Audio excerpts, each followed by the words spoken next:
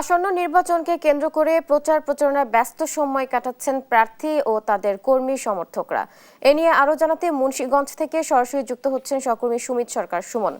সুমন, প্রচার প্রচারণা ঘিরে কি বলছেন প্রার্থী ও ভোটাররা, জানাবেন।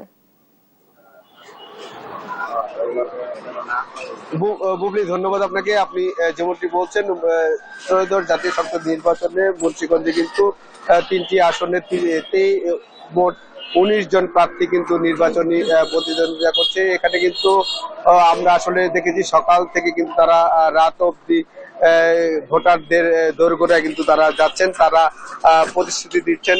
এখানে কিন্তু আমি একটি বিষয় জানিয়ে রাখি, মুন্সিগঞ্জ 1 আসনের যে আসনটি রয়েছে সেখানে কিন্তু জামাত এবং অন্যান্য দলের প্রার্থীরা কিন্তু বিএনপির প্রার্থীর উপর অভিযোগ করছে। তারা বলছেন যে তারা কিন্তু আসলে তাদের ভোটারদের কিন্তু তারা বাড়ি বাড়ি গিয়ে কিন্তু তারা হুমকি দিচ্ছেন বলে এরকম একটি অভিযোগ করছেন।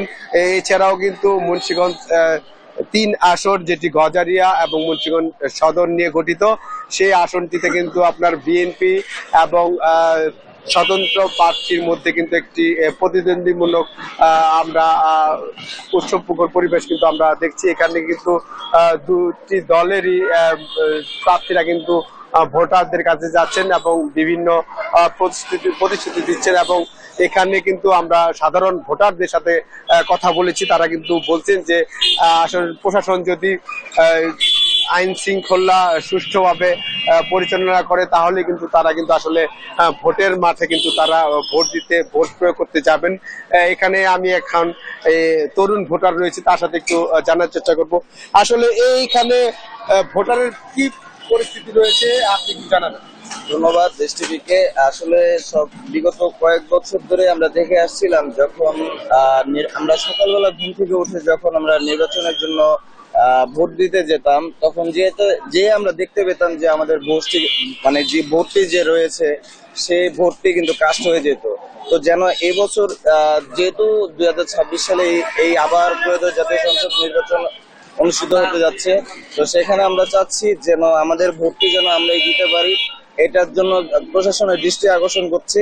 তো আর সকলকে বলবো যেন যেই আসুক ক্ষমতায়, আমাদের মুন্সিগঞ্জ সদরের যেন উন্নয়নটাই যেন অবশ্যই হয়ে থাকে। ধন্যবাদ আপনাকে। আপনি আসলে যেমনটি শুনছেন, এখানকার তরুণ ভোটাররা কিন্তু বলছেন যে সুষ্ঠু যদি পরিবেশ হয় তাহলে কিন্তু তারা নির্বাচনে ভোটার দিন ভোট প্রয়োগ করবেন বলে এখানকার তরুণ ভোটাররা জানিয়েছেন। এবং এখানকার যে প্রার্থীরা রয়েছে তারা কিন্তু সকাল থেকে রাত অবধি কিন্তু ভোটারদের কাছে যাচ্ছেন এবং বিভিন্ন প্রতিশ্রুতি দিচ্ছেন বলে আমরা আসলে জেনেছি। তো এই ছিল আমার কাছে মুন্সিগঞ্জ থেকে ভোটারের সবশেষ খবর।